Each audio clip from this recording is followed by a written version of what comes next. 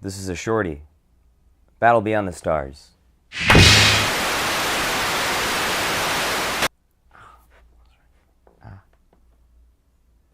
Okay. So in an effort to try and give you shorter reviews, I guess we're resorting to this shorter format. So let's get right into it. Battle Beyond the Stars. Produced by Roger Corman, directed by Jimmy T. Murakami, an animation director who was sought after by Roger Corman. For some reason, I don't know what he saw by him that inspired him, but he pulled him right out of the ether and decided, this guy's going to be the one to help me compete with Star Wars. You see, at the time, after the release of the original Star Wars, there really were a slew of other films that were trying to compete and ape off of the success, including Star Crash, which was also distributed by Roger Corman. I think he may have played a role in the producing, but definitely was more of an Italian production at the end of the day. Battle Beyond the Stars, on the other hand, was something that he had produced entirely on his own after acquiring the property of he got a hold of a lumber yard where he basically retrofitted it into a soundstage and used it as his own studio, and that's where all of this was essentially produced. Roger had purchased an old lumber yard in Venice, California. It was the Hammond Lumber Yard on Main Street. And he actually didn't change the sign outside because he thought that if people saw that it was the studio, they would rob him. But if they thought it was just a lumber yard, they wouldn't. The film stars Richard Thomas, Robert Vaughn of Magnificent Seven fame, John Saxon from Enter the Dragon and Nightmare on Elm Street, Sybil Danning. Stimulate his solenoid, tingle, dingle, dangle, hammer his transistors. You know, sex. It's definitely a wild film, but certainly has its roots and is derivative of other pictures at the time. Just much like Magnificent Seven, also starring Robert Vaughn, it's not too unrealistic to cast him to basically play the same exact character in what is basically the Seven Samurai in space. ある単管の小さな村に侍の墓が4つ並んだ。野心と巧妙に疲れた狂気の時代に全く明理を顧みず哀れな百姓たちのために戦った7人の侍の話。彼らこそ侍だ。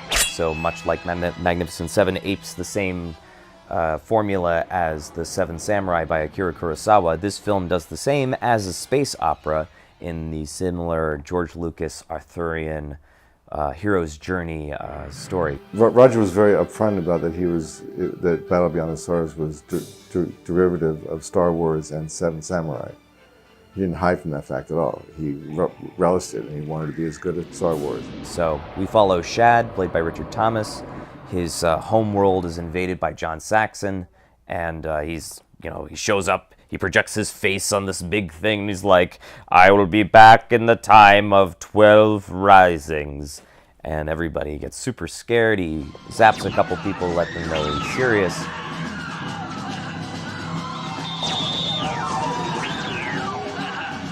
And he's basically going to just take control of the planet and enslave everybody. So Shad goes on a journey to find some warriors to help defend his people against the evil Sator.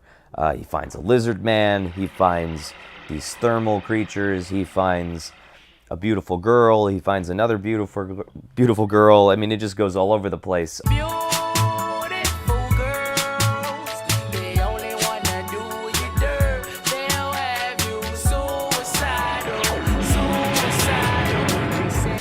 Eventually, you just fall in love with the movie. I feel like because of the go-getter effort, you feel all of the elements competing to try and compete with Star Wars. Be some more content out there that people can get a hold of, that if they liked that kind of style of movie, they would appreciate this. I think it competes pretty well. I don't think there's a lot of other movies like it that came out at its time other than Star Wars, and that's saying a lot. Roger Corman did a really excellent job viewing the production. He even discovered James Cameron, who designed a lot of the special effects and miniature effects you see in the film, especially the set for the main spaceship in the film, which is obviously designed and shaped to look like a female body.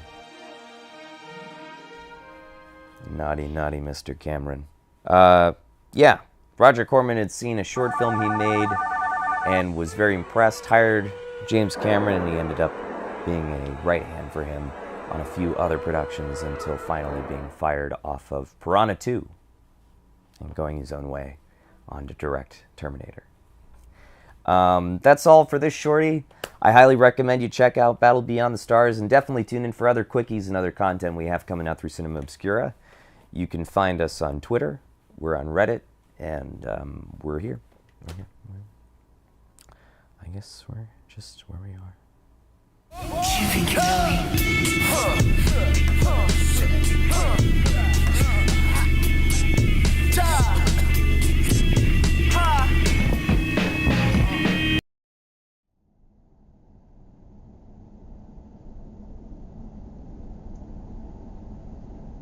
This country has always claimed democracy, democratic, in a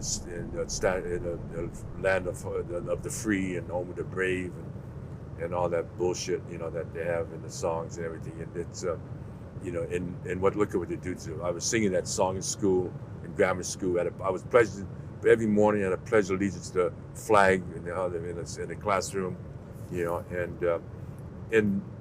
for all the way through high school, and they'd throw you in camp over that, because you're Japanese American. And this is the kind of stuff that the president should be protecting. Well, that's it, protecting. It's the Constitution of America.